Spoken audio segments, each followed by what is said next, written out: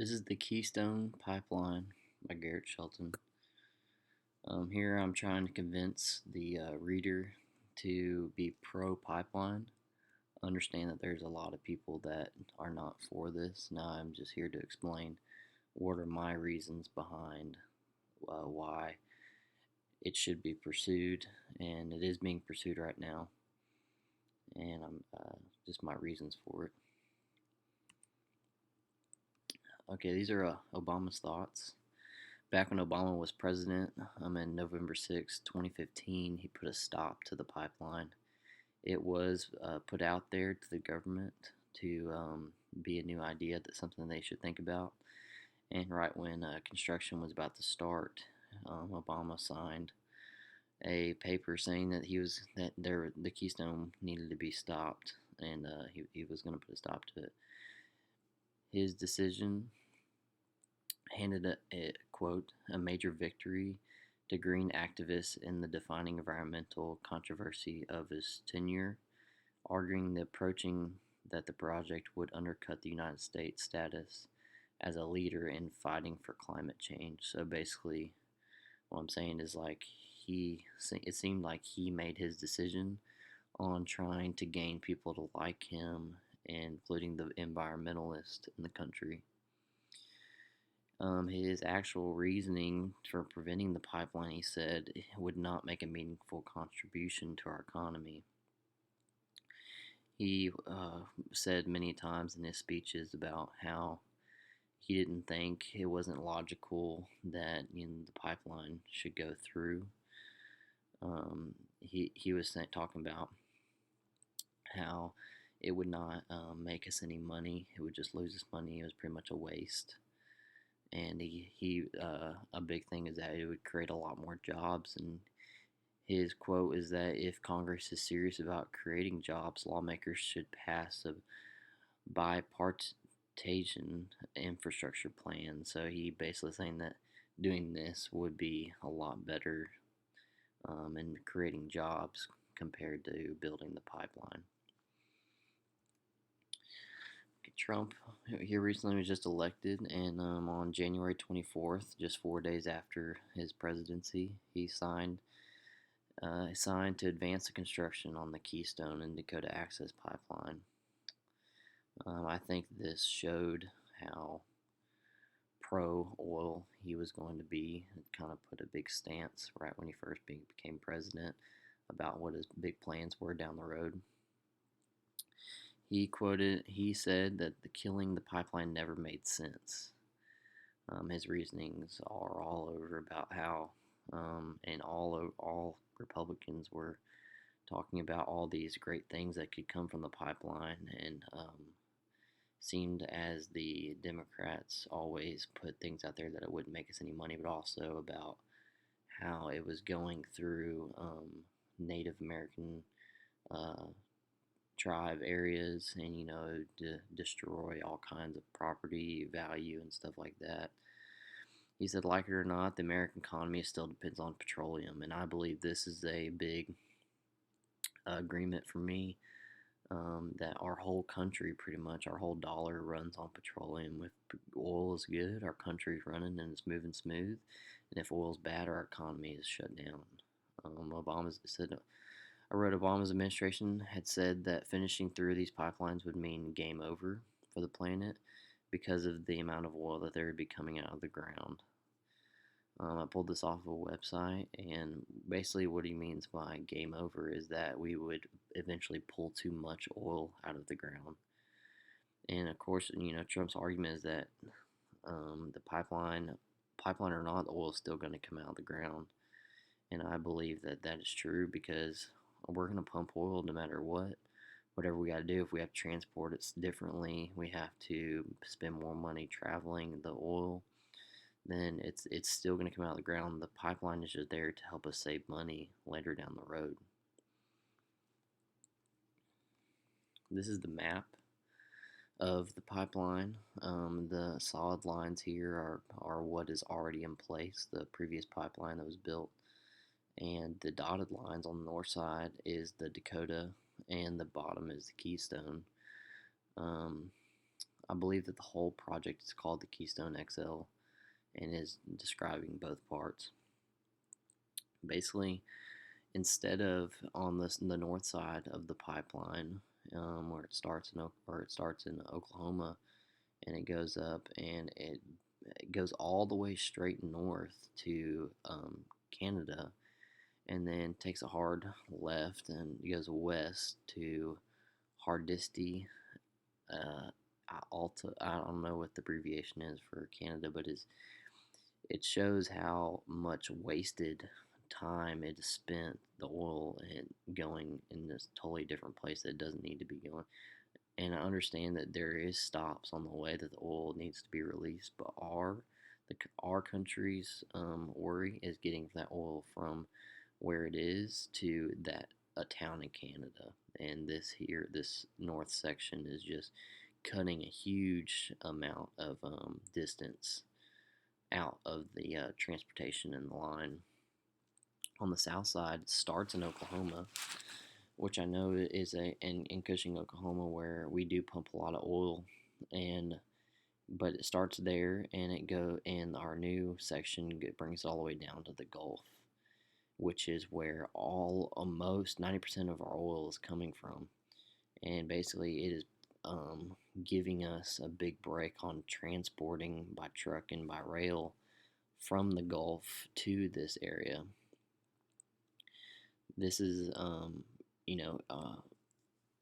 put this map shows what the existing pipeline covers by the solid lines and was being constructed by the moment dotted lines. You can see that the pipeline originally did not reach the Gulf and is a wasting amount of time by creating a straight path and directly turning. Okay, so basically, what I was talking about is we're cutting a lot of distance and time out of the area by creating this north side pipeline, and the south side is just saving us a lot on transportation because it's going to happen and it is happening already, and it is just trying to save us less money, trying to save us more money on getting the oil transported. Creating jobs. Okay, so every government decision is really based on how many jobs is this going to create, and this is a huge idea in creating a ton of jobs.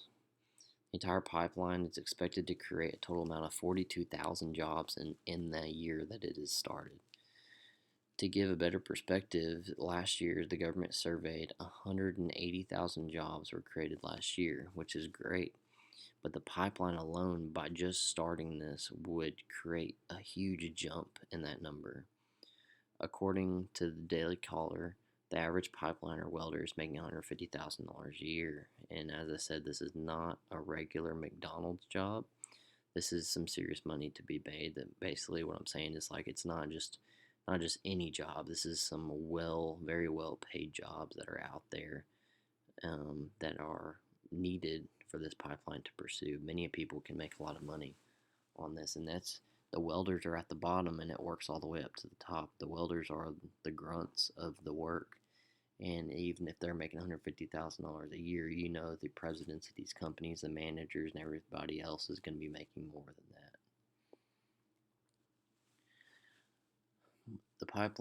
Where the pipeline is located right now, oil is having to be transported by truck from the Gulf to start the pipeline. As I was saying earlier, our new section will bring it from the Gulf all the way up to Oklahoma, just where it is now, and is saving us a lot of money. Oil is known to be the safest travel through pipe. It has always been the safest travel through pipe. Less worries on lives and drivers and all kinds of things. Transportation by truck is a very dangerous decision. But if even if we didn't have the pipeline, if that's where the oil needs to go, those drivers will take the big paychecks, and it comes with a risk, but it will get there no matter what. It's creating a safer environment for that workplace. Oil is transported through pipelines, so it has a much higher success rate. You got to think the amount of oil that can be flown through these huge pipes at high speeds and going in straight directions, no stoplights, no having to rest. These things, So oil is getting to different places a lot faster through pipe. A big worry with the environmentalists that they had about the pipeline was going to kill property value of the area that it ran through. Now, everybody thinks that it's going to be some giant highway being through all these properties. And actually, they had come to an agreement that they're in the areas that it is going to be a worry about the property values. Construction managers are told to keep the property clearing at a minimal when running through these townhome and areas property value where it would be an issue. Also, Trump's teams have researched and proved that the property value will not decrease based on their plan. Participating states. All states that the pipeline run through will each get a $27,000 check donated to them from the corporation to say thank you for being okay with the construction, thanks for cooperating and letting them pass through there. The states would include Texas, Nebraska, South Dakota, and Montana. The multi-million-dollar project versus America's multi-trillion-dollar debt.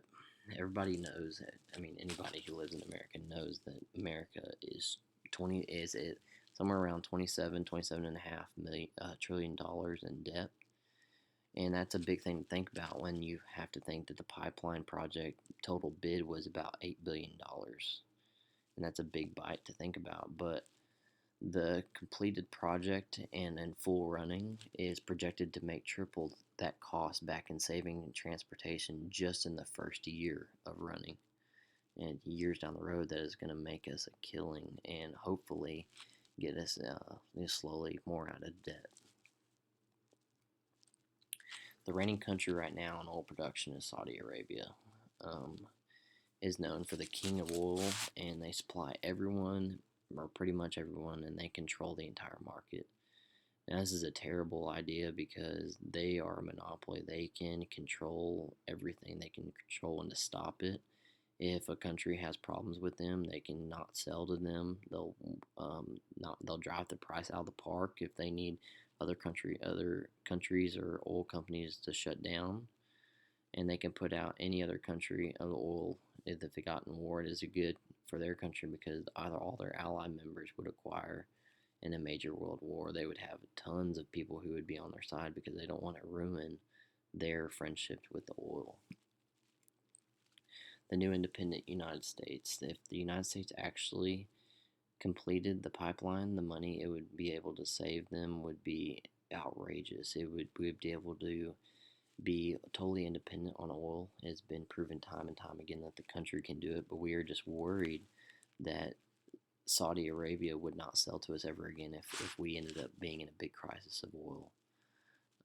But saving the big money on the transportation with the pipeline would give us a big advantage on starting to think about becoming totally independent on our oil, which can totally turn our country upside down in a good way and get us back on track and back as probably one of the best countries out there, because we used to be and we're not anymore, because it seems like other countries are really starting to control us when we used to be on the top controlling everybody else. Conclusion is that Donald Trump, his entire campaign was about getting our country back on track and back on top. With this statement, he said time and time again begins with oil, because that is what moves the entire country. If we can get on top of our oil, then we can get back on our feet. And if we get back on our feet with the money, we can begin to get back on track with being the greatest country in the world. We used to be, we are not anymore, and it is all due majorly to money and by how relying we are on other countries. If we can become more independent, it is always a step ahead in our game about being back on top and being one of the greatest countries in the world with the best economy. Here I'm just trying to convince the reader that to be pro-pipeline.